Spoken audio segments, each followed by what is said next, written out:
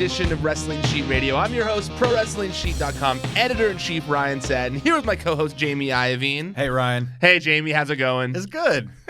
I like the Baby Yoda shirt. Thank you. Unfortunately, it's going to get flagged by Disney. It's not an official shirt. Is it eating in the? It's eating those. That's cool. I was at a swap meet over the weekend, and I found this artist who makes. I wish I could shout him out because he's dope, but I don't remember his name. But he makes like Japanese samurai interpretations of famous pop culture figures. Oh, that's cool. Yeah, so like you can see on the back, he's like. Oh, that's so cool. I love that. Yeah. So this is Disney's fault for not having anything ready for Baby Yoda it's definitely their fault. When I went to a swap meet as well, I saw they made those cool. Some guy was making cool little mini Baby Yoda. Yeah, you showed me the Legos. They were so cool. The Legos, they were so cool. Let's get into wrestling talk, though. There's a lot to talk about. First off, I reported this week on WWE Backstage Tuesday night on Fox Sports that Killer Kross and Timothy Thatcher have signed with WWE. WWE confirmed the news to me on WWE Backstage. Now, the Timothy Thatcher news did drop earlier in the day. Shout out to Casey Michael from Squared Circle Sirens. He first dropped the news via social media. One of my favorite reporters out there. Squared Circle Sirens is a go-to site if you want to know more about women's wrestling. It's a great name. It's a great name. It's a great site.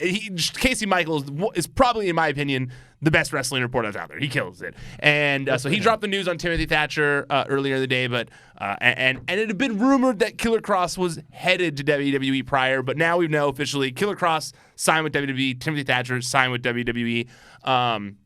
Let's start first with Killer Kross. Now, Killer Kross, obviously, we'd reported on this for a while now that, when he was on this impressive run at Impact, kind of came to a disagreement with them over things, asked for his release, and then kind of sat on the sidelines for a long time. Finally got his release months later, and then became kind of like probably arguably the hottest free agent in wrestling certainly at the moment. For the time. Certainly right now, and now signed to WWE. Now his girlfriend is there as well, Scarlett Bordeaux, who was also part of Impact. It's and they did have like a thing, I believe, in AAA where they came out together. It's not like they've never been paired together before. So obviously people are assuming that they're going to be paired together in NXT. And honestly, I really feel like he is going to bring a lot to the table here. I think that one of the things that AEW, that NXT has sort of been missing, in my opinion, as of late, is a little bit of like something new and something different. And I feel like a lot of we've talked about this before. It's been the same four people fighting for the championship. The North American one. Yeah. Yes. It's over and over and over again. And even for the NXT title. True. Even for the NXT title. Yep. Less people even. Yeah, less people there, yeah. Yeah. And Killer Kross, as we mentioned before, is just another addition to the WWE's tapped out of the okay, we've proved we can hire small people. All right, all right. Are you guys happy now? Can we go back to hiring big scary people? Like, please. Absolutely. And that's what it is. And Killer Kross is what I look. It's funny because when the one time that Sean -2 cents compared us because we had similar looks at one point in life.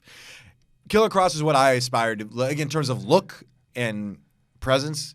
He's what I wish to be like that kind of wrestler. Totally. When I look at my future career in the ring. Yeah, and it speaks to him. Even though it was a horrible time for both of them, for both Scarlett and Kross or Killer or Kross, fine, whatever. What do we call him? You can say Killer Kross, whatever.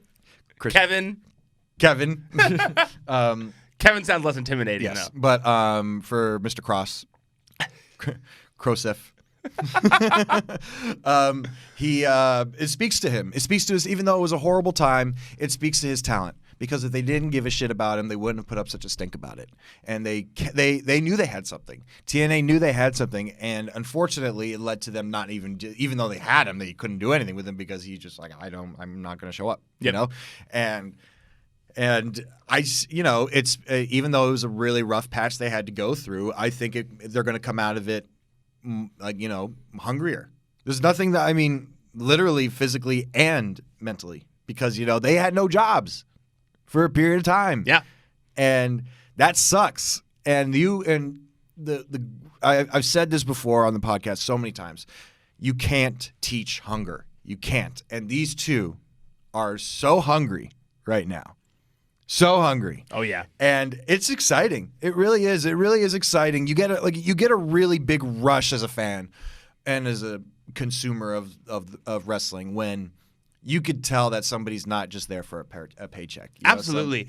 I also, for me personally, I am really attracted to a character when I feel like the performer itself knows that it's more than just the type of moves they do. When they know that, like, being just a cool guy isn't enough as a character sometimes. Like, being, like, that really impressive best wrestler on the card, like, isn't necessarily, like, the coolest gimmick, in my opinion. And, like, when someone puts this much thought into their character, like it seems like Kross does, where he makes all these cool vignettes. Like, it's like a dark it's like a scary version of Malcolm Bivens, where Malcolm Bivens puts so much work into, like, these fun things, to make his character stand out. Malcolm Bivens and formerly Stokely Hathaway, like, what he's done with his career in such a short period of time of being in NXT, and really just, like, if you're in the office, you got to notice. You have to. He's taken so much of his own destiny into his own hands, and it's just been impressive. Like, he's someone that people know, and he hasn't even been on NXT TV yet. Not once. Not once. No. No, totally. And I think that Kross, similarly, the things that he makes on the internet that he does for the YouTube channel and stuff. For example, like when he called out Moxley when Moxley first hit the Indies, and he made this cool thing. It worked. And Moxley saw it. Moxley, someone with talent, was like, "Hey, that's cool. Let me get involved. Get involved in that." No matter if he wins or loses, he comes out great. Exactly. And I think that him having that mindset already, and now getting to work with someone like Triple H, who's so far advanced in that mindset, where you see that the things that Triple H can produce, and when he puts his stamp on things.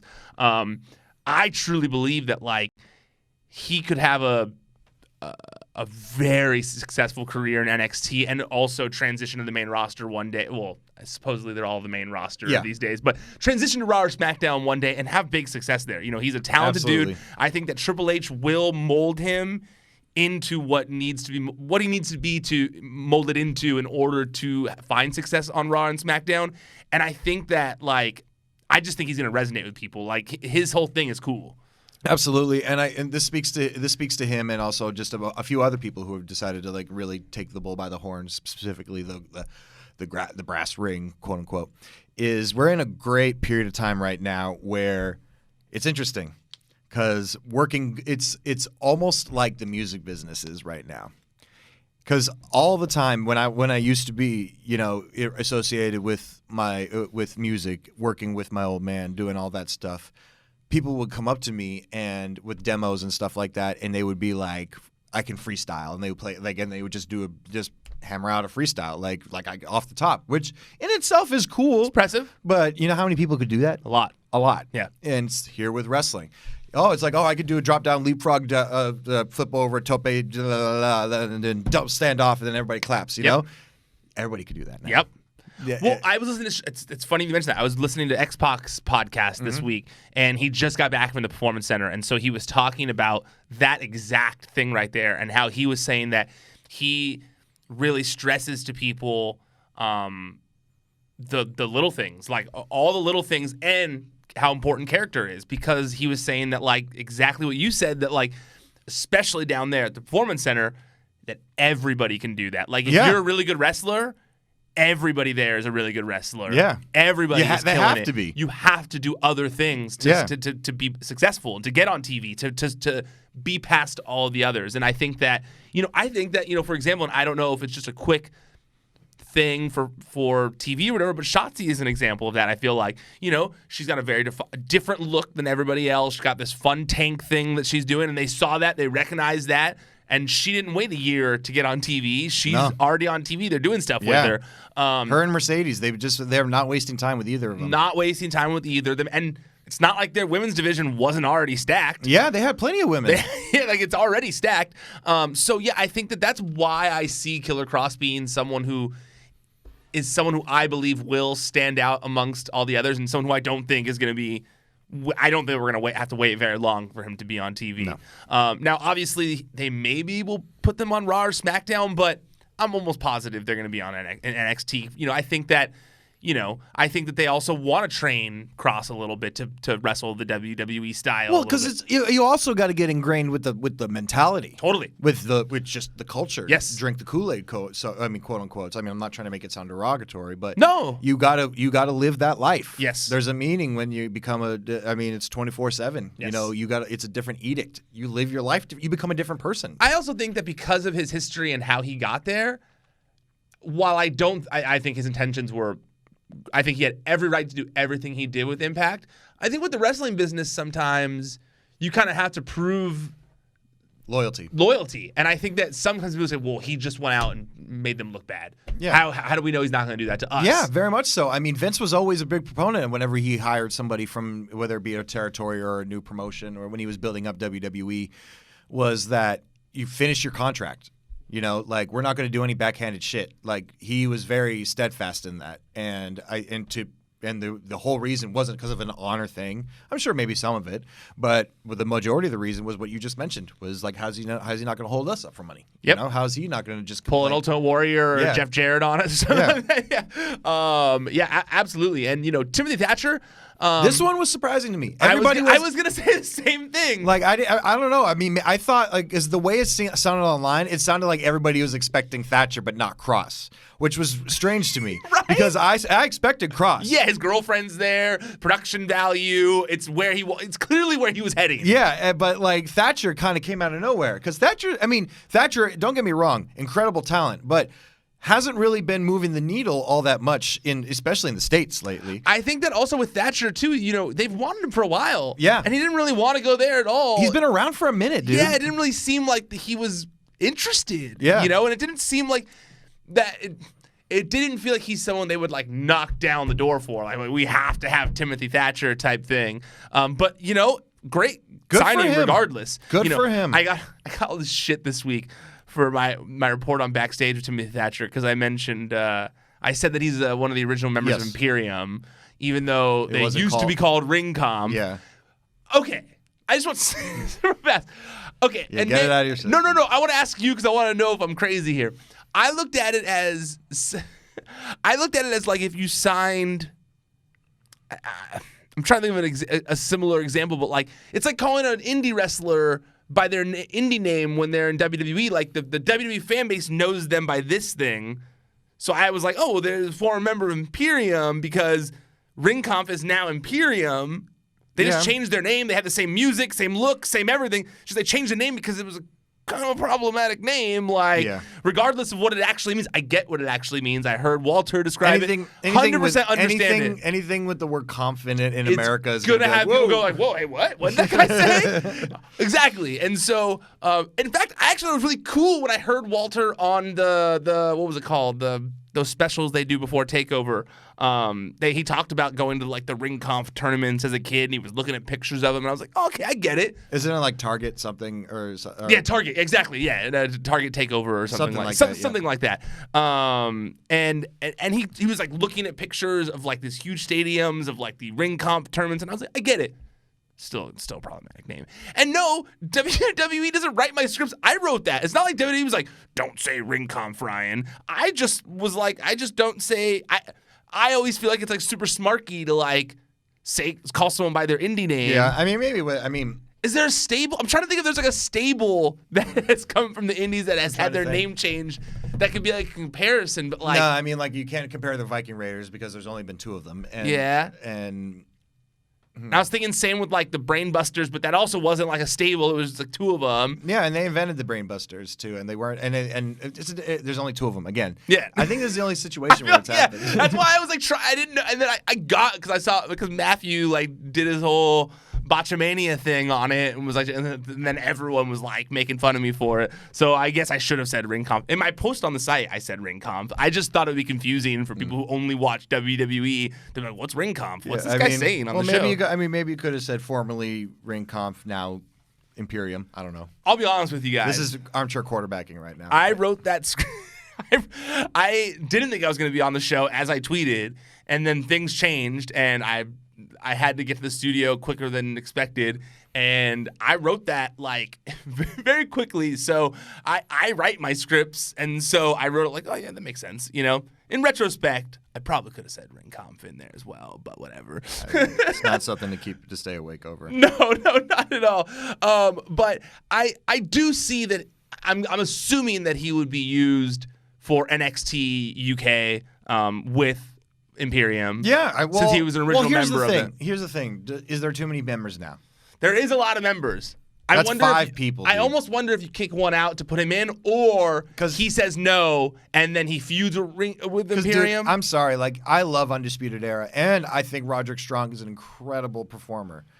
I didn't need 4 members of Undisputed Era. I like a stable being at least 4. I didn't need that. I feel like 3, you're not really a stable. Like personally, I don't consider a New Day a faction, like a stable or a faction. They're technically like a tag team to me. And I know people go with the Freebirds. I kind of feel like the Freebirds are a tag team and not necessarily like a faction. I guess that's just your opinion. Yeah. That's person to person. But is 3 people really a stable? I say 3 is a faction because you got more than 2. But 4 is like a stable. Yeah. Right? Because that's like if you had 4 horses, you got like a stable of horses. If you have 3, that's not really the same. You just have a stable of horses. I got a couple horses. Is this how we're gauging it? How full the barn would be if we had... Well, isn't that technically what stable is supposed to imply? Yeah. So that's what I'm going with. You got to have 4 for a full stable. 5 is pushing it, though. I mean, I wouldn't... 5 is pushing it, and... That's too many horses in the stable. Yes, there's far too many horses. They're all in the back. I think because was Wolf one of the original members as well? So I was looking into it because I'm not like the indie expert. Wolf, especially in the UK. Jeez. From what I saw, Wolf like they started a label, like a clothing label called Ring Conf, which was then going to become a stable. Wolf was part of the starting of Ring Conf, but then he signed with WWE before they could actually debut as a stable. Okay. So then Ring Conf, while technically, yes, he wasn't like in the matches with them. He just started it with them. And it was, so it was Wolf, Thatcher, Walter, Marcel Barthel. And I as much as I love Imperium, Imperium's all Walter right now. It's all Walter. I mean, sure, we're getting a lot of the guys. I don't even know their names, dude. Marcel Barthel, Fabian Eichner, Walter, Alexander Wolf. I only know Wolf and Walter. Okay, and that's not their fault. I actually really like the other two. The tag team, when they've been they're actually really good. They're good, but what sets them apart? Like, because you can't have Imperium forever. They just look like foot soldiers to the Shredder. Fair. And there's nothing wrong with the initial start of that. Of course, do it. Build stars that way. But the only reason I know Alexander Wolf's name is because he was part of Sanity. You know? Yeah, totally. And everybody in Sanity looked different. Yeah. Yeah, I was able to tell who everybody was in Sanity. You know. Mm-hmm. And I just think when you add 5 people, because already those 2, Fabian and Marcel, those 2 already are kind of getting lost in the weeds. They don't look the same, but they are. I mean, their gears identical. Yeah, yeah. And they're wearing black trunks and black tracksuits. Nothing really. And then you're just going to add one more person, and I almost wonder though if Thatcher could hold like I like Thatcher, don't get me wrong, but he does need he's not like the most compelling guy on the microphone either. Like he's not supposed to be. He's like similar to Walter. He's like a man of a few words. He's like he's groundskeeper Willie that can kick your ass basically, you know. But yeah, I wonder what they're gonna do with him too. I think that I think they're really trying to get involved in Japan. NXT, I think they want to get in NXT Japan. Yeah. And I almost wonder if he would be involved in that since he has wanted to work in Japan as well. And that I feel like there's more for Thatcher behind the scenes than there is in front of the scenes for him. Okay. That's my personal opinion on it. I mean, you would know more about it than I would. But he's a great guy, great wrestler. I'm very excited to see what happens, what they do with him. Let's move on. Let's talk about... Enough about the doo-doo. Enough about the doo-doo. One more news story before we crack into all these Raw, SmackDown, AEW, NXT-related things. And just quickly, I want to talk about this one, and that's... this came out today, so they had the investors call today for the fourth quarter earnings. And one of the things that Vince McMahon talked about during the phone call was that WWE is in talks to sell their pay-per-view rights to another streaming service. Did you also see the WWE stock took a huge dive today? Oh, it's been taking a dive Huge. since. Well, it took a real dive when what's his face? When George Barrios and Michelle Wilson, the co-presidents, left. Yeah. And then it's been bad. It's definitely the stock. But see, also like you know me, like I hate business and all that, the financial aspect of things. I mean, I'm not even going to sit here and pretend I know exactly, because I'm not going to pretend I know what any of that stuff means. Because at the end of the day, they're still making record money. They're still killing it. So it's like, this was down from that and this, but that doesn't. It doesn't interest me as much. Yeah. It's more the big things that interest me, which is why I thought this pay-per-view thing was so interesting. Because it's like, for the past, because one of the things they said when George Barrios and Michelle Wilson, when it was announced they were leaving the company, was that they had a difference of opinions of business strategy. And those two, Barrios and Wilson, from my recollection, were people who really put a lot into the WWE Network. And for a while now, they've been hyping this new tiered system where it was going to be tiered. Yeah, I totally forgot about it. They've been talking about it for a while now. Yeah. Suddenly they're gone. Vince says they don't have the same vision anymore, and now you're hearing that they're in talks to take pay-per-views off the WWE Network, which, in my opinion, would kill the WWE Network. It would really do a huge blow to it, because then it's just for the diehards. Then it's literally like right now, if they're having a problem getting more subscribers, I don't think taking pay-per-view off the network is the best thing. I honestly believe half the people would leave. Well, that's why YouTube. At least that's why YouTube Premium is having a really hard time getting as many subscribers as all the other, even Facebook, because once free is out. Well, it's not free in this case, but it's not $59. It's not $60 a month. Once that's there, once it's out of the bag, it's really hard to put it back in. Oh, yeah. And I mean, you've even seen in wrestling as a whole. Like, WWE made the decision, not wrestling, to do the $10.99 pay-per-view thing, this whole new model. And then it became when wrestling fans were like, well, we're not going to pay that much for a pay-per-view. Like, even when AEW was going to do it, they were like, what do you mean? We pay $10 for pay-per-views now? Like, we're not going to spend all that money. So you're right. That's been let out of the bag. Like, that, it's hard to bring that back in. I was actually amazed. I saw... I'm definitely gonna have the number wrong, but I saw Disney Plus said they've already got 27 million subscribers or something like that, and that amazed me. I was like, there's not even that good of content on Disney Plus right now. It's just all the things you grew up with, which I get. But it's crazy that people are watching that much classic content at all times. Yeah, well, I mean, because a lot of it wasn't available back for a while. I'm amazed at how much you watch of some of that stuff. Because, for instance, I loved Recess growing up, the TV show. Yeah, well, I loved that cartoon, but it wasn't available anywhere afterwards, like on iTunes or on any sort of. It's never been available. No, it hasn't. The first time. Same thing with Tailspin and the Mighty Ducks cartoon. None of that was available on Goof Troop. None of that was on DVD or anything like that, as far as I know. Well, nothing currently on Blu-ray, especially. That's why I had to go. When I wanted to watch The Muppet Show is not on Disney Plus or on Blu-ray or on anything. I had to go on Amazon and buy the first time they were ever put out on DVD. Really? Yeah. That's crazy. Yeah. All right. Well, okay. I guess it makes a little more sense now. But still, I was like, 27 million is a lot of freaking people. It took WWE a year and a half to get 1 million, right? I think that's why I'm like, when I read that figure, I was like, God, it takes them so long to. Yeah, in less than 3 months, Disney Plus has signed up 28.6 million subscribers. I was like, what? Fuck, dude, that's crazy. And think about it. If you're a parent and you got a kid, that's totally. That's if you're a parent and you have a kid. It's a no-brainer. No-brainer. You get to watch things you grew up with. You get to see things like The Mandalorian. Your kids can watch all the other Disney-related things. It's a no-brainer, for sure, yes. for sure. But I still thought 27 million is a lot. You think there's a lot of wrestling fans out there, but who are all watching... Disney's always going to be. I know that, but still, I was like, man. But you got to agree with me here a little bit that it would be a big blow to the WWE Network. Do you think you would keep it? I just don't know what the tipping point is because fans have been saying we're going to cancel our subscriptions, since the day it got started. Yeah. And only recently did I find out that there was, when that whole Daniel Bryan Roman Reigns fiasco at the Royal Rumble happened, people did actually cancel their subscriptions, which I didn't know. I thought a lot of it was just all talk. Oh yeah, which is come on. Wouldn't be crazy. But no, people did. People definitely canceled. Yeah, I didn't know that until recently when I was listening to Arn Anderson's podcast. Don't you love when he's talking about the recent stuff, Arn Anderson? Yeah, it's interesting. Like, because I don't necessarily care about the things that he's discussing from like the 80s and stuff. I mean, I do, but I don't dislike it, but I'm not like as interested in it. But there's no one that was like as deeply ingrained as he was for as long as he was doing a podcast that's talking about that recent of stuff. I love when he does like the whole Royal Rumble episode was so good. I loved it. Yeah, and just like you're in like God, wouldn't you have loved to? We're getting off on a tangent for a little bit, but like.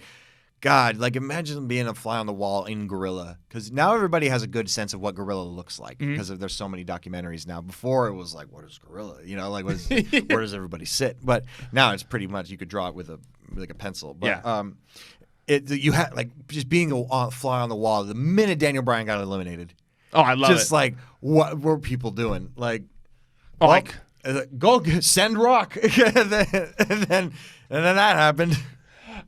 Similarly, when Rey Mysterio went out and everyone was booing at that one Royal Rumble, and it was like, I wonder if they'd be like, oh wait, they're booing Rey Mysterio? Like, what the hell? Okay, so the pay-per-view thing. Yes, but I think it would. But the reason I brought up that story was I'm wondering what the tipping point is, because there have been so many things that have happened where the fans have been like, that's it, no more. And they still keep going with it. I would think getting rid of the pay-per-views would have to be like a. It's a huge thing. Like, it's a huge NXT thing. was already a huge thing, but then you'd really only be having the network for takeovers. Yeah. Right. Like that's really and also like I know I said I'm not like a business expert, so we're not gonna get too in the weeds here on this one, but like I would think that like they were almost at the forefront of the over the top. They were at the forefront of over-the-top services, over-the-top networks. I realize that they see that they can make money with their rights deals, which is why they took NXT off the network over to USA. But TV's dying. Like, I can't deny that TV is the business of television is changing rapidly, like very rapidly. Like everybody's getting an over-the-top thing. There's Peacock, there's Disney Plus, there's Hulu, CBS there's All Access, CBS All Access, there's Quibbly or whatever. The model is changing, and I understand wanting to kind of like cash out before it's totally changed, but I don't know if using the thing that you're ahead of the game on. Also, think about how do that. Think about how many years it's been since they've gotten rid of the $59 a month thing. It's been a long time. A lot of fans, especially younger fans, are. This is how they're like. This is how it's supposed to be. Yes. You know. Yeah, of course. And it was hard for me my whole life to get pay-per-views. I didn't get every pay-per-view growing up. It literally wasn't until the WWE Network came around that I was like, great, I finally can afford to watch every pay-per-view. $10 a month. I can pay $10 a month for every fucking pay-per-view. But at the same time, I don't. Pay-per-views aside. Yeah, their content is fun. The 24 documentaries are fun. The ride-alongs are fun. But those by themselves are not enough to draw people in. Like before I ran a website, the reason I got it was I was like, oh, $10.99 pay-per-views, easy. Everything else just comes along with it. Awesome. I don't think I would have got it if it wasn't with the pay-per-views. But what's so funny about what's so funny about the shows, the different shows they come up with for the network. They get tired of them so quickly. Yeah. Like Legends with JBL, Legends House. Yep. There's a bunch of other ones. There's so many of them that they just gave up on. Like even the countdown shows they've stopped on. The Mick Foley reality show. Like they just stopped the countdowns. Yes, the WrestleMania rewinds. The segment where they focus on two feuds. Like they just get tired of them, and they had so many cool docuseries early on, and then they just stopped with them. Yeah, I like people are polarized about how they feel about JBL. I loved Legends with JBL. I liked it too. I loved that show because he's a good interview. Me too. He's a really good interview, and I mean they're trying to do that with Austin right now, I guess, but it feels like they're going to get tired of that soon too. They got tired of it once with him. Yeah, and they brought it back. It's with a new name. Like. I mean, I loved WrestleMania Rewind. I loved that show. There was lots of cool stuff. Honestly, I almost wondered if that's why they released the trailer for that Ruthless Aggression thing today, because so many people were talking about, like, well, if they get rid of pay-per-view, like I'm done with the network. And they're like, well, we've been working on this other cool docuseries. They need a lot more than that, dude. Oh, I know. They need a lot more than like, that. This is the first time they've made one that, at least, I could be wrong. It's the first time in a while it feels like they've done something that wasn't Attitude Era related. Because if you're a passive fan, and you could give a flying fuck what Alexa Bliss does during the weekends, why do you need it? Why do you need it? I'll be honest. I love wrestling so much. Of course. I don't ever watch Ride Along. Who gives a fuck what they're saying in the car in these canned conversations that aren't even that entertaining? Like they know there's a camera there. It's not like this is. They're gonna act out. Yeah, we're gonna see candid things happening between. Have you seen what those setups look like? They're so bad. Have you seen the setups of how many cameras are in the car? There's like 5. The whole car is filled in cameras. Like, come on, so yeah. The docuseries I love. I love the docuseries. I'll watch all of them. I love the 24s. I love 365.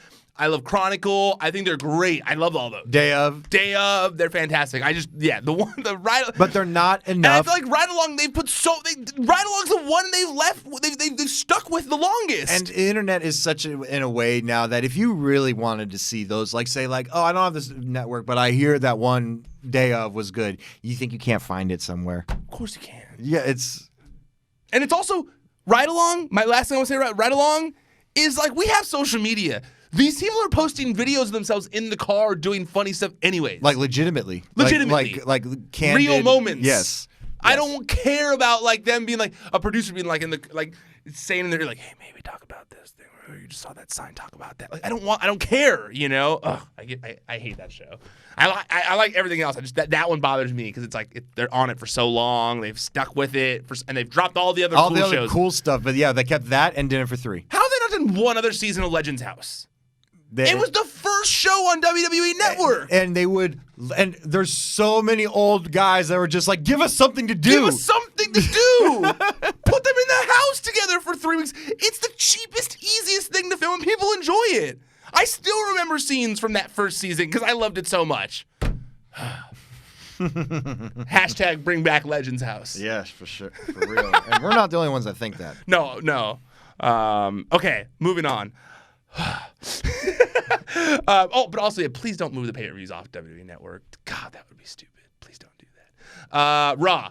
Let's talk about some of these things real fast. Okay. Ruby Riott returned from injury. Yep. I liked it. Yeah, cool. Cool look. Cool look. She can't. I mean, in order for this natural evolution of Liv to work, she can't be going back to the Riott Squad ways. No. But I'm a little confused now. What happened? So does this mean Liv is done with Lana? It felt that way, right? Let's see. This is exactly what I was talking about. I know. Was going to happen. No, you're right. Everyone was right. Happened. Everyone was right. Everyone was right. I'm not going to say I was right. Everyone was right. And I said I was going to wait to see what happened. They literally did nothing with it. Nothing. If this is the end of it, I'm like, what was the point of any of that? Literally, if this is the end of all of that, then they walked into that meeting for the wedding and they were like, what are we going to do? I don't know. Let's just throw something at the wall. Let's have her be a lesbian. Because it's literally, they've done no follow-up on it. It's just been like, Lana being like, of course she'd love me, and Liv being like, I love you, and then they haven't explained anything else. And literally like, oh, I love you, but literally every time they're together, they want to fight. And it feels like Lana and Liv have done more on social media to get this over than the writers, it feels like. Because, like, they were posting pictures of themselves hanging out back in the day. They were at least trying, and nothing. And this 100% felt like the end of Lana and Liv again because they had a second match. She wins. Because now how's on Ruby to Ruby Riott going to be involved in this thing? And unless Ruby and Lana become homies now because of their mutual hate for Liv, trying to like take advantage of them, then they start dating. I will say though, I'm happy that she's back because I think that Ruby Riott is a big talent, but very what? And also, why would Liv be happy? The whole thing was that she was not the same girl that she was in the Riott Squad, and then Ruby comes out and she's like all like happy, like, "Hey, what's up, girl? Like, we're friends." I mean, that part's not so much didn't bother me as much. But in all those vignettes, it was like, I was forced to be someone I'm not. I'm different now. I'm changing myself. But I never got across that like she was angry at Ruby for that. You know, like I've seen more about The Office than as opposed to Ruby making her a Harley Quinn ripoff, which is also what a lot of people do now. Yeah. Speaking of that, Birds of Prey. Are you ready? Excited for that movie? You're gonna watch it? I'm gonna see it because don't get me wrong. I love Margot Robbie. She's great. She's the epitome of the character. It was a very sidebar. That was a very cute video that was retweeted of Alexa Bliss and Margot Robbie just geeking out over Harley Quinn. I didn't see. Yeah, it was a fun it was one of those random like where the wrestlers get to interview the movie stars for a promotional for a movie. Nice. And Bliss got to interview Margot Robbie, and it was like it was cool because it literally was just two hot girls arguing about like how great Harley Quinn is. That's awesome. But the reason I'm looking forward to it is because Black Mask, Roman Zion, I always forget how to pronounce his last name. But anyway, the character Ewan McGregor's playing. Nice. He's one of my favorite underutilized Batman villains. Okay. Because if you really get to know Black Mask, he's terrifying. Okay. Like he is vicious. He tortured a Robin to death. Okay. Brother. Okay. Fair. Yeah. He apparently this movie has like very high on Rotten Tomatoes now. Like they did the whole like tomato reveal, and it was 91. Damn, crazy. Yeah, Shad Gaspard and John Morrison are in the movie too. Briefly, I think they're like probably in some prison scene. They're like goon guys, they're fighter guys or whatever. Shad should have been. They wasted Killer Croc in the Suicide Squad. He was such a great character. I know. Wait, yeah, but are you getting that movie? I think so. Let me know. Angel Garza, he made his debut. Odd. This whole thing was a little odd.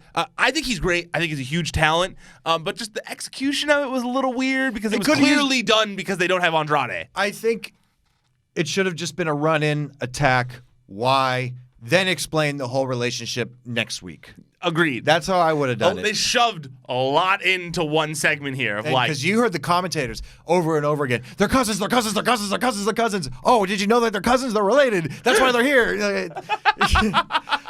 It's like sometimes you don't need to be told like I mean, yes, eventually they would have had to have said something, but like have Angel Garza run out with Zelina Vega, and you're like, wait. What happened to Andrade? Why is this guy here? Like then keeps people wondering. Then they cut a promo in the ring next week. Why? If you're gonna screw with my family, and I'm gonna screw with your family, and there you have it. Agreed. I thought they were just like just shoved it all in there of like here's everything that you need to know real right away. Just like boom. Completely agree with you on all that. Although I do feel like his match with Ray was awesome. Yes. And I honestly. I feel like Angel Garza is. You've been feeling that for a while. Yeah, and I think he might have. Andrade is fantastic and is one of the best wrestlers in WWE. But that language barrier is such an important thing for Vince. Yes, like it's such an important thing to Vince. I mean, he barely speaks the language now. Yeah, and he's able to get by with it because he's got Zelina, and he's able to kind of like he's owned it to a certain degree where he knows he just maximizes what he's going to say when he says it and works on what he's going to say. But Angel Garza doesn't have that. He cut a promo after the show for WWE.com and was fantastic. I was like, oh man, that guy's got so much charisma because they were like, what was it like to be in the ring with a legend? And he was like, you mean what was it like for him to be in the ring with a legend because he was in the ring with me? Well, I think what people really gravitate towards, especially with a new talent, is somebody who's comfortable in their own skin. Yes. And he showed that in spades. Absolutely. The minute he showed up on the ramp, I was like, all right, he's not intimidated. Especially knowing that he was about to go for a full 7-10 minute match with Rey fucking Mysterio. Absolutely. The first time he's ever wrestled him on Raw. Yeah, live TV. Yeah, absolutely. And that's a lot of pressure. Mm-hmm. That's a lot of pressure. And I don't feel like he buckled down for it all. I feel like he killed it. Like he knocked it out of the park with what they needed him to do. I did think it was odd though to not have Zelina with him on NXT this week. I don't know why they even used him on NXT this week. Yeah. I don't. Well, they might not even know what they're doing with him yet. Like, 'cause I was like, well, I get wanting to be like, well, is he or isn't he NXT? But if you're gonna, why wouldn't you just have Zelina Vega there with him still? I don't know genuinely the temperature of people's thoughts on Humberto. He needs something more. Okay. He's incredibly athletic. Yes. Young babyface look. It's exactly what you would want. You could say he's handsome. Yeah. No, I'm saying he's got a babyface look legitimately. Yeah. Dimples. Like he's clean shaven, nice hair. Yeah. But I need a little more. I need a little more substance. Like, you're from Mexico. Awesome. What else? You know? Yeah. No, I totally understand that. And it's I don't think only having him wrestle other Latino wrestlers it's not doing him any favors. Isn't fixing that problem. Like it makes him.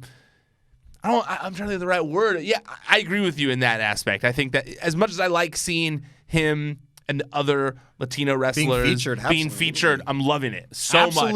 But I agree with you that he does need that little extra something, that thing that makes me like really into him. Because as fun as he is to watch in the ring, when his music hits, it's not like, like we're gonna see something great. It's like, oh, here comes a good guy. We're gonna see some fun. Yeah. Yes. Yeah. And it's frustrating because he is incredibly talented. And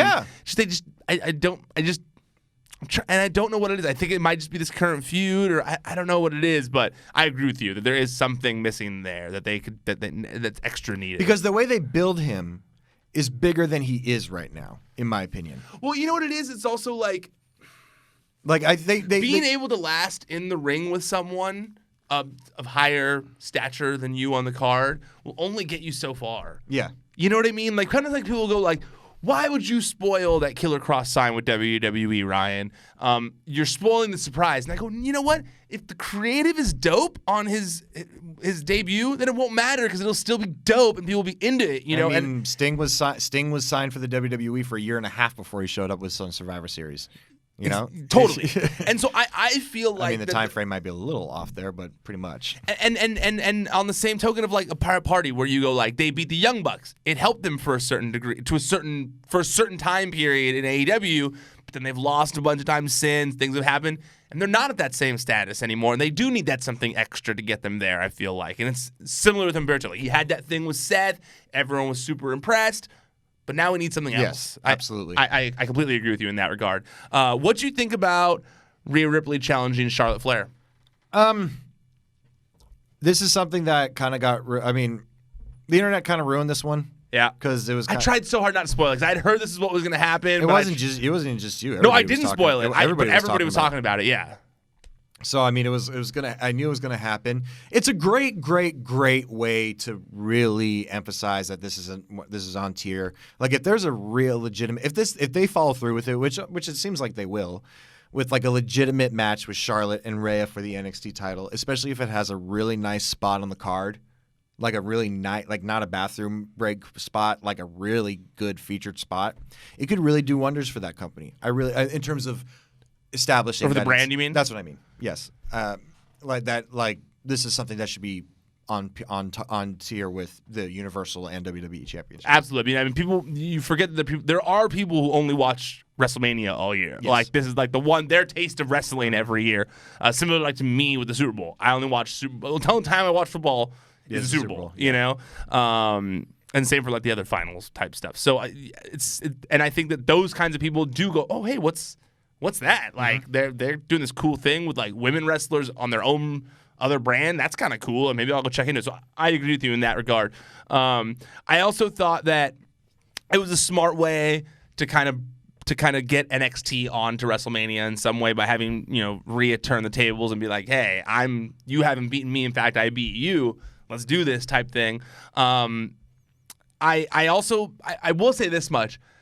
The only thing I have not liked about this build so far is I do agree with what was then said on Wednesday during NXT when she came out, and then Bianca came out, and then Charlotte Flair came out, and basically Charlotte said, like, this just shows that she's overlooking you. Like, she's clearly overlooking you. I felt like, as much as they're playing into that with the Portland takeover, I felt like it did kind of lower the value of Bianca's next title match against Rhea at TakeOver Portland that's coming up in a few weeks or whatever. Well, yeah, but it is. Well, now what TakeOver Portland is, now that they're included in a WrestleMania, it's Roadblock. Is to see true. Yeah, you're right. It's Roadblock. To see who gets to go to WrestleMania. Yeah, it's the Elimination Chamber. If they want to do that now because they weren't on it, they were not at WrestleMania.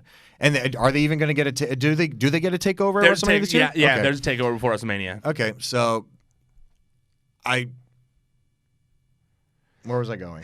Well, I'll tag in here for a second to help you out here. Yeah, because I think this maybe was where you were going, but I'm thinking that Charlotte's going to interfere at this Takeover Portland one. Yeah, well, like I said, it's like when Dean challenged Triple H for the title. At Roadblock. It's like the outcome. Yes, Bianca's not going to win, but you could have avoided that. You could have had Charlotte come out after Rhea wins and just point at the WrestleMania sign after Rhea wins, and obviously armchair quarterbacking here, but armchair booking here, but I do feel like kind of lowered the value of that match. Although I think that Charlotte's going to interfere, cause like a DQ, and then the Portland Takeover match. Sorry, the Takeover for WrestleMania weekend, Takeover Tampa or whatever. That will be who gets to go against Charlotte. Do you got to leave at 5? No, okay. I was late. I wasn't sure. And then we'll see. But regardless, I'm hyped. I think Charlotte Flair versus Rhea Ripley is gonna bang. That's a great match. It's gonna be such a good match. I'm pumped on that. What'd you think about Ricochet being the one to earn a title shot at Super ShowDown against Brock Lesnar? It's up to them now. That's a really good way of wording it. Yeah. It's really up to them now. It's like, okay, you gave us this. What are you gonna do with it? Yeah, totally. Because I am gonna be so. If it's just another 30-second squash. If it's Kofi versus Brock again, it's going to be so ridiculous. Because if you do that, you're literally just chucking Ricochet down the card. You're like, that's what they think of him. And that's not good because he's on the rise. Like, Ricochet is one of the wrestlers that people really like right now, I feel like. So, yeah, I'm excited. I'm very excited to see Ricochet in a title match. If we get a Daniel Bryan, Brock Lesnar type match, then awesome. Same AJ Styles, Finn Balor, awesome. But if we get a Kofi match again, I'm going to be so pissed. But then what is that? If we don't, what does that say about Kofi? That's a great question. Like that all these other smaller than him lasted longer than he did. It's a great question. Because I as much as it feels like they've put the building blocks in place for Kofi's what's the word? His snap moment where he's just like, no, that should never have happened, and we get him back in the title picture. I don't know if we're gonna have that happen. It doesn't feel like that we're getting Kofi back in the title picture. There's definitely not as much energy behind it. No, it almost feels like it's like a thing of the past now. Like it's which is weird because people loved it. Well, I don't think it should be looked at as something that's like people are going to forget about it. It's going to be a moment that's going to go down in history. Yeah, but I just feel like like that whole most times that whole Kofi Mania run was incredible. Yes, but most times when you have that thing where it culminates in the person finally getting in the main event, they stay in the main event for a little while, or they're not tossed back that quickly. Especially to one loss, one title loss. He just lost the title one time to Brock Lesnar, and then it was like, no, okay, you guys got that. We did it. We're not racist. See, well, we had a black champion. Pat ourselves on the back. All right. It only took us 60 years. So that is frustrating, and I hope that this would very much send that message if they do the exact same thing to Ricochet of what it would be a bad message. There's going to be because I guarantee you Paul Heyman will go on some radio interview he likes to do, and he'll be like, why wouldn't Brock Lesnar beat Ricochet in 30 seconds? It's the same thing he did with The Undertaker. Why wouldn't he end the streak? He's Brock Lesnar. It's like that's his explanation for everything that Brock Lesnar does. Yes. How could he do it? He's Brock Lesnar, goddammit. And it's like, which you could apply to a lot. Yes. Yes. But, I have a little faith. I feel like since Heyman has gotten this job, he has been behind Ricochet. It feels like he has wanted to make Ricochet a star. I have a hard time believing that he does Ricochet like that after all the work he's put into Ricochet. Well, I can tell you he won't win. I can tell you he won't win for sure. Yes. Okay, moving on here. I loved that Braun won the IC title last week. I think he needed something. It's crazy to think this is his first singles title in WWE. Yeah. It's pretty crazy to think. And it's also crazy to think he's only, if you don't count that random Greatest Battle Royal championship, he's only had one. Yeah. It was the tag titles, and it was with a child. With Nicholas. With a child. That's what I told Eric. I said, well, technically he was a singles title because he wrestled with Nicholas. By the way, when Nicholas is over 18, and he becomes one random Rumble entrant, people are going to lose their mind. Oh, yeah. People are gonna, even if he doesn't do any, even if he looks exactly the same, like not built at all. He's got the long sleeves and everything. Just if he doesn't even want to wrestle ever. Like, if he just comes in as like Nicholas is number 24, I would lose my mind. Totally. Absolutely. Absolutely. Former tag team champion Nicholas. Oh, God. Oh, that would be incredible. We miss you, Nicholas.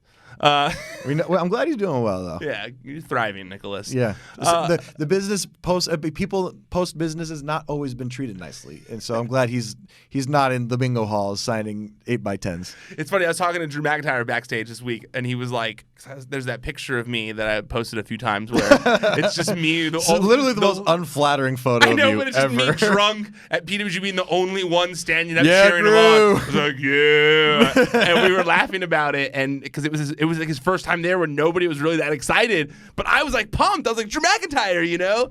And he was saying that like when he got fired that time that, you know, he started talking to, you know, promoters and stuff, and it was like, you know, you can use your WWE gimmick for the next X amount of time and you'll get paid this much on your first loop, this much on your next loop, and then it'll slowly start to go down and down and down over the years, but just keep doing that. As long as you keep that WWE gimmick, you're good. And he was like, what? That's a terrible business model. Like, just be the chosen one. Just be the chosen one forever. Yeah, I'm still talented. And he was like, no, and that's what I made. I was like, no, I'm gonna go change myself. And he was like, so yeah, I mean that show. He was like, Nicholas gonna show up with a beard and long hair. And yeah. So yeah, in short, Nicholas is gonna be the PWG champion one day. He's Nick now. And I'm gonna be cheering it, just holding my cup up. He will be Nick. Yeah, I loved Braun winning the IC title. I felt like, you know what, I may be in the minority here. I'm not loving the Sami Zayn, Shinsuke Nakamura, Cesaro Sable. I don't like it faction. For a few reasons. Because it's lazy. It's lazy. It's the laziest thing ever. All three of them are incredible competitors, and they're given nothing to do. Nothing. Shinsuke Nakamura was Intercontinental Champion for a long time, and nobody knew. They even gave him a new belt, and nobody didn't do anything with him. They didn't care. And he had Sami Zayn, which as like a mouthpiece for him, but it made no sense. And then they randomly throw Cesaro in there because they never know what to do with Cesaro. And they're never going to have Sami Zayn wrestle never again for no reason. For no reason, when he's still in great wrestler, in great condition, not injured. It makes no sense. Makes no sense. So I'm glad you're on the same page. I hate it. I hate everything about it so much. I hate it, and I love all three of those wrestlers so much. That's why I hate it so much, because I'm just like, this is what you're doing with these guys? Like, these guys are all three great characters. They by themselves, and they have nothing to do with each other. Nothing to do with each other. They're all from a different country. Just let Cesaro go back to NXT. Just let him go back to NXT. I guarantee he'll rule the roost. Kill it. He would rule the roost. Kill it. Have him do a program with Cassius Ohno. Done. Have him do a program with anyone there at NXT right now, and I'd probably be into it. Cesaro and Keith Lee. That's incredible. Imagine how great that would be at TakeOver. Keith Lee versus Cesaro. Just for the North Keith American Lee title. being super agile, Cesaro being able to lift him and all sorts of exactly. Him tossing Keith Lee up in the air and uppercutting him. Man, come on. Okay. I also like they brought Naomi back to SmackDown. I felt like it made the most sense. Yes. Goldberg's returning this week. Yes. He's gonna announce who's next. Clearly for Saudi Arabia. Hopefully not the ring post. Or the door before he walks out. Those are the two people he hasn't beaten yet. Who would you like to see him go against, or who do you think he is going to go against? I'm going to answer this question, but I also have a question for you to ask you. Okay. Because I want to know if genuinely you've heard the same rumblings I have. Who do I want it to be? Do you think it's going to be another legend guy, or are they going to bring up just like another Dolph Ziggler type thing? I think it's just going to be someone on the roster. It's probably gonna. So is he gonna be out on Raw or SmackDown? SmackDown. So it's gonna be a SmackDown guy. Mm-hmm. It might be Baron Corbin, dude. To be honest with you, that's like the one that I was leaning towards. I think it's gonna be Baron because they already kind of ended the Baron Corbin Roman Reigns thing with the dog food. Yes. It seems like that could be the end of it if they wanted to. Yes. He got his revenge. Yeah. You can move on from it. Corbin then can use his king shtick to Goldberg. Yes. And you can start transitioning into the Roman's build to WrestleMania against and the Baron Corbin is one of the, like when Goldberg beat Dolph even though they were like, oh, yeah, it's gone, there were some people who were like, oh, that made Dolph look so terrible. Baron Corbin is somebody who could survive that. Totally. He could. They make STD jokes about him. Like could, if he just got in there, spear, jackhammer, he could survive that. Yeah, they called him Fetish Boy last week. Like he'd be fine. He can he can take a spear. He can take no problem and doesn't lose anything from it whatsoever. I feel like that seems like where they're gonna go with it. That's kind of what I thought too. But the question I asked you was, I've been hearing rumblings again. These come up every once in a while, and they're going to both be in their 60s at this point. Okay. Is Sting and Taker's being rumbled again? So I saw that, because the rumor came out right before the Royal Rumble that Sting was going to factor into the Royal Rumble somehow, and that was the plan, was Super Showdown to get to Sting versus Undertaker. When I asked someone that day who would know, they were like, "That's the most bullshit thing I've ever seen." I hope so. So I have a hard time believing that they want to follow up Goldberg versus Undertaker in the desert with Sting versus Undertaker in the desert, which is like when they're both in their 60s. When they're both in their 60s, and as much as I want to see it, there's no way it's going to live up to what everyone would have wanted. It would have to be so many bells and whistles. It would literally be only bells and whistles. Like the only way it works would be great. The only way it works is if they do it all like with deep fake technology to where it's filmed beforehand. Young bodies. And it's younger. Exactly. Yeah, younger bodies with the faces. Like, it's the only way you could really do it. Like, I am someone, you've heard me on the show for a long time say it, that I've wanted to see it, and I would still be okay. It's the unicorn. It's the unicorn of wrestling. I wanted to see it until Goldberg versus Undertaker, and then I was like, I wanted to see it until the Brothers of Destruction versus DX. Which one came first? The Brothers of Destruction versus DX. Yeah, okay. Minute Sean took his goddamn cowboy hat off, I was like, this is going to be terrible. I remember so many angry text messages from you that day of like, so mad when he took that cowboy hat off, of just like, I have my childhood ruined. This has ruined everything. Like, why would you do that? All right, so let's move on real fast. I'll try and do this as quick as possible so we can get out of here. AEW. The lashings from MJF to Cody, 10 lashings that he took. By the way, old school. This is a very old school type angle, like Absolutely. Breaking Dusty's leg. It's very. It reminded me of like the Tommy Dreamer thing from back in the day. Very ECW. old school. Yeah. I've seen people universally praising this. I shouldn't say universally. I've seen an insane amount of praise for this angle. Well, anybody who would willingly do that needs at least a little pat on the back. Yes. I would not want to be whipped once. And hey, all credit for MJF, because they're legitimately boys. Like, all credit to him for just laying it. As much as we goof around with each other, like, if I had to legitimately whip you 10 times, I don't know if I could to any of my friends. Yeah, I don't think I could. I'm one of those people too. I'm glad we're on that. I'm glad knowing that, because I've always been confused when like a friend can just fight another friend, and I'm like, I wouldn't want to hurt that person. That's my friend. Like, I wouldn't want to do that. Like, and because you're on live TV and you're like, okay, if I make any of these look like shit, then because each one of these has to make a noise. Yeah. Oh yeah. Each one of these, and we don't. And I realize there are a lot of people watching that grew up being hit by a belt, so that maybe it was a little less impactful for them. Where they're like, that happened to me a lot as a child. Maybe tone it down a little bit. It's not like it was like something like an actual whip, No, like it was a belt. It was a belt, and a lot of us had been belted as children. But do you think that what if they did use a whip?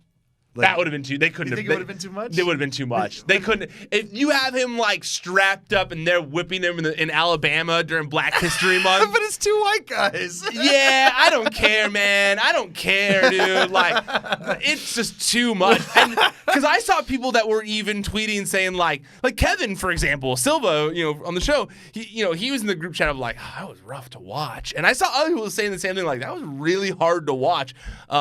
I didn't have that problem of it being hard to watch to me. Because I've seen a strap match. I've seen these types of we just saw a strap match a few weeks ago. Yeah. But people loved it. So I don't want to say anything bad about it. I thought MJF was phenomenal. I'm glad. Yeah. So good. His facials, everything he said, everything. He's the only true heel in AEW. Yep. Because even Jericho now, they're like they're encouraging people to sing along to his song for some reason. He has a new shirt every week. He's going for laughs, a lot. Meanwhile, like MJF is the true heel in AEW, it feels like. And if he wasn't before, this did it. Yeah, this 100% did it. I saw people tweeting that they were crying, which blew my mind. I'm like, Jamie, I saw at least 15 tweets from people saying they cried. And I was like, what? Like, it's a what do you mean? Like, they're going to go back and be like that was dude? great, right? Exactly. Like, how great was that shit? I was so confused. But anyways, I thought MJF was phenomenal. It was so effective. I liked the members of the Rhodes family coming out and being like, I liked that. That was the part I didn't enjoy. Why? It just felt so cheesy to me. Like, but that's one by one, please stop. Like, for similar reasons, like, it's not like no one has ever been hit with a belt before. Would you have been? If it had been a whip, I think I would have. If it had been a whip, I think I maybe would have felt that way. I see what you're saying. I think you're. I didn't really think of it this way, but because it legitimately hurts a lot. But it's. I guess I see what you're saying is that you don't think a belt is nearly as intimidating as any other sort of weapon they could have used. Correct. I mean, granted, if it had been like a paddle, maybe I guess even a kendo stick. Even a kendo stick, I would have been like, I would have got it. Maybe we've seen what that did to Tommy Dreamer. Like, yeah, like when you really put some stink on it, like that hurts. Yes, a lot. And I realize a belt does too if you put some stink on it. But I just was like. He's a really tough man who I know can withstand insane amounts of pain. Dude literally spiked himself onto a metal step. Like exactly. So like when I was watching it, right and they're like begging him, like, please, don't do this. Do it to me instead. I was like, what? You know how I would have done it? I would have had them all there, but not do that.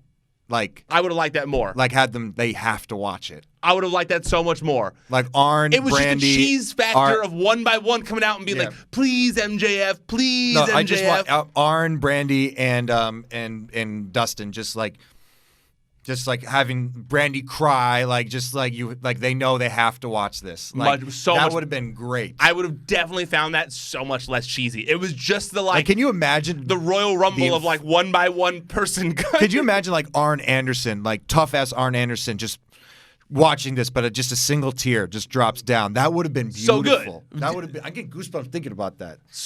That would have been so much less cheesy to me. I think it was strictly the one by one, and then his face, I'm dying. It was like, okay, yeah. But regardless of that, like it was insanely effective. I gotta be very good. I don't know. Maybe it's just because I've just been loving what he's been doing with his podcast, but I just need more Arn on TV, dude.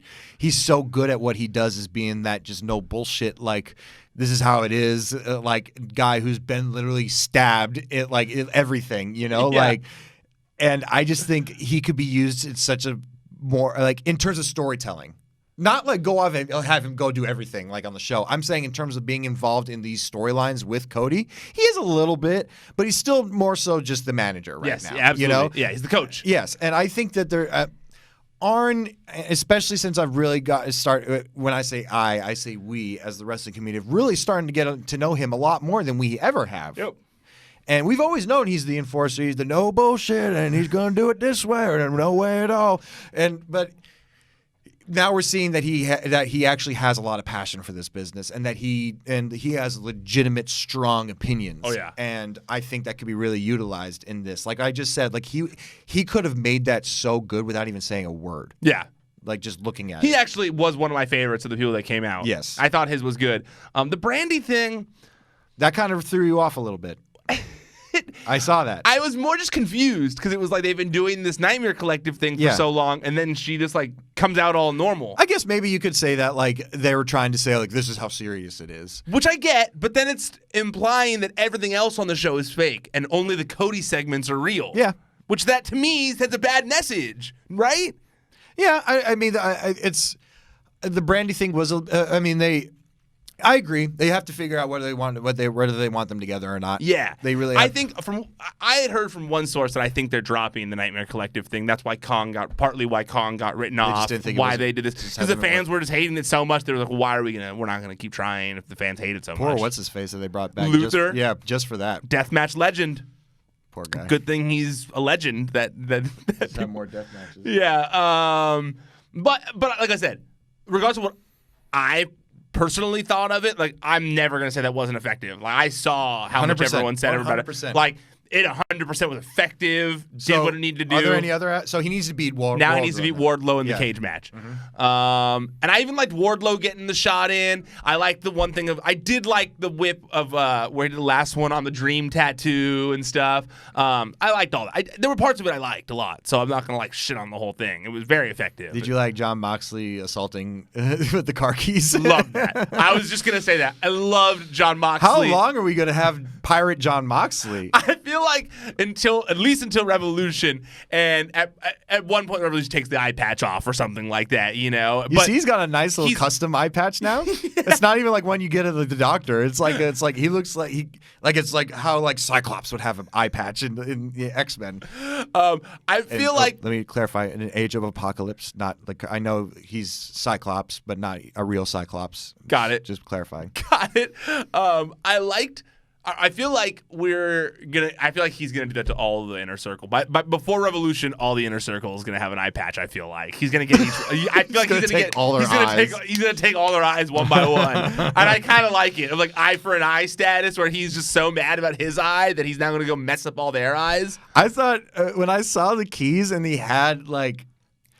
I didn't think he was going for the eyes. I legitimately thought he was going to do something like involving his anus and the keys. I swear to God, because the way he was like holding them up and he was like crawling on the floor, I was like, what's he going to do? Like, you want to get home? Let's get this car started. Yeah, well, here's the keys. You can find them right here. Your boy's going to be holding on to them for you. And I liked what Jericho in this segment when he was just like, go get it.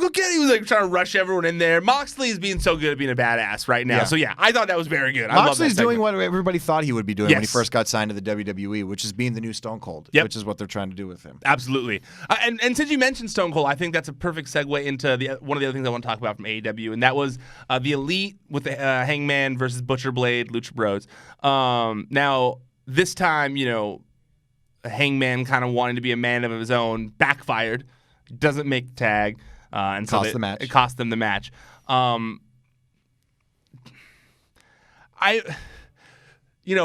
was the drinking thing with Hangman was starting to drift into fun territory of like Stone Cold is like he likes to drink. But then they had that thing last night where like he's drinking backstage while making the excuse, and then the Young Bucks say to him like, maybe this is the thing that's causing you to not be on the same page as everyone, and they bring up the alcohol as if like drinking's bad. Straight edge like we are. Yeah. And I as someone who like knows people affected by addiction and who like I don't know if I love this as much as I want to. Like I like what they're doing, but if it's gonna go towards like the Hawk, we've talked about this before. Yeah. And the only difference is because they had legitimate issues. Hawk and Scott Hall had legitimate drinking issues at the time. I guess. I mean, there's also you could also argue like, did Jericho really need to pour liquor on? No, I mean, it wasn't liquor. Turns out, but I mean, like the whole CM Punk Jericho thing. Like, was that appropriate? You know? I guess I just don't like making like a whole like joke out of addiction. It seems like a lifetime ago when we had CM Punk doing like a DUI test on Raw. Remember that shit? Oh yeah, of course. Wow. Someone actually pointed out to me. I'm trying to remember now. Someone pointed out to me the similarity of the Straight Edge Society with another group right now that something's going on. What was it? It was something in AEW, and I was like, well, it was the Nightmare Collective, but was it the Nightmare Collective? Something, and I was like, yeah, I didn't even see those similarities, but yeah, that's a good point. Maybe it was the Nightmare. Maybe it was the Nightmare Collective. Too many, but honestly, if they got rid of the Nightmare Collective, it's probably for the best because there were too many recruiting things going on and stuff. But the match itself, the Lucha Bros, great match. Like, I mean, this is the match that people watch AEW for. This is the kind of style that people want to see from AEW. And they're doing something like I remember JR was right about to cut to, like, it's so hard for him because these guys don't really play into commercials. Like usually in a match, Yeah. like they'll be like, okay, we're going into commercial, grab a hold, you know, and then and you hear Jerk, and we're gonna be right back as Phoenix is flying through the air. It's like they don't know when to stop. This is actually the first week that I watched the Fight TV feed out of interest, and it's so weird watching you because the Fight TV feed doesn't have commercials, so they go like, "We're gonna be right back," and then the Fight TV feed keeps going, and But there's no commentary. No, there's no commentary. Oh. But it's like more loose. Like it's relaxed, the commentary, so you can't exactly tell what's going. Like you can't. It was hard for me to tell which part was commercial or not at certain points. Like Britt Baker came out and cut a whole promo before her match against Yuka Sakazaki and like was doing crowd work, like calling out the crowd and being like, "You're fat," or you should basically say like, "All you guys look like you need my dental work." And then like JR and Tony Schiavone were talking about how she has a thing for fat guys. It was like it was real weird. It was real confusing. It's a fun little relationship they're building. I really didn't enjoy that match though. I don't know what was going on there. I felt like I don't know who was the end with the teeth thing. I was when she knocked out her teeth. I was like, so clearly not her teeth being knocked out. It's like, is she going to do this to everybody now? Like, is she going to knock everybody's teeth out? Which is like, okay, we get it. She's a dentist. Very Isaac Yankem of like, I don't know. It's very like I don't know. Britt Baker. It's been a lot of leaps and valleys with her. Yes, with her career. Showed real signs of interest from her first heel promo that she did on the cruise. There was some. I was like, okay, interesting. When she called out Tony Schiavone for working at Starbucks, but then we saw this, and then it's interesting, and then it's back down again. Yeah, absolutely. And honestly, it also builds to it also speaks to how they're building their women. They're just not doing it right. And I'm not someone who usually like talks bad about like the matches, but the match was rough. Like I don't know if it was because Yuka Sakazaki, and I'm not Mr. Joshi or anything like that, but like I just was like, what's this? Someone here doesn't have the basics down, or like there were just things where I was like, this doesn't look good. Like this looks rough, real rough. Something was off with that match. All right, let's move on to NXT before we're done here. We talked about Charlotte Flair's homecoming. We talked about Charlotte Flair. I'm going to leave it 1 sec.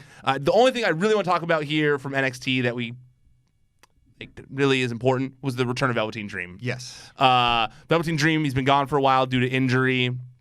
Comes back last night. That whole 2-5-20 thing was him. I liked what they did here. And I feel like the only thing that confused me was, and I realized he was in a feud with Roddy when he left and when they wrote him off. But it felt like, I don't know, it felt like he should be the one now to be going for the title. Like you think more focused on Adam Cole. American Championship. But he's not North American Champion anymore, Roddy. Wait, you're saying no? I was asking what you're saying. You think he should be going for the Adam NXT? Cole's? Yeah. You think he should be going for the NXT Championship? Yeah. Oh, okay. I see what you mean. Because I'm like, and I get because Roddy's not. I see what you mean. He's not the North American Champion anymore. Why does he care? Like, maybe he likes the belt. I don't know. Brown's his color. But he's not the champion anymore. So wait, hold on. So you think that they're going to continue a feud with Roddy and Velveteen? Just because last night he had the Call Me Marina pants and Marina's face and his son on his on his Call tights. Me Up, Marina. Yeah. So I don't know. I guess maybe that's where we go for Takeover Portland is Velveteen Dream versus Roddy. Yeah, just have the revenge match. I guess. But I loved it. I'm very happy to see he's back because he's such a talented dude. And actually, I'd heard there had been talk that he was going to be in the Rumble. That was like. Because I think the Rumble, a lot of it got changed when Vince got in town. From what I had heard, like Vince got in town and whatever the Rumble was got changed. A lot of it. But I had heard Velveteen Dream was going to be in the Royal Rumble. So I'm glad that he's back now in some way, shape, or form. Absolutely. All right, Shane, where can we find you at? You can find me on Twitter at JAMIE_IOVINE or on Instagram at JAMIEIOVINE. Chicken Network, NTWRK every day for different drops, exclusives, and early items that you can't find anywhere else. And just look for me at most West Coast promotions. I'll probably be around there. Yeah, I like that. I saw you got that bar wrestling love last night. Yeah, it was a lot of fun. All right, ProWrestlingSheet.com. That's where you can find all the top stories in the world of professional wrestling throughout the week. At Wrestling Sheet on social media. I'm at Ryan Satin on social media. You can find this show on all the biggest podcast platforms. Just search Wrestling Sheet Radio. Make sure you subscribe while you're there. You can also find this show on video where you can see me and Jamie's lovely faces while we discuss these things. It's on the YouTube channel, youtube.com/C/Wrestling Sheet. Oh, you can also find me every once in a while on WWE Backstage. It airs Tuesday nights on Fox Sports 1 at 11 p.m. Eastern Time, 8 p.m. Pacific Time. Okay, that's it. We're done. Officially tapping out for now. Until next time, stay out of the dirt. Keep your eye on the show.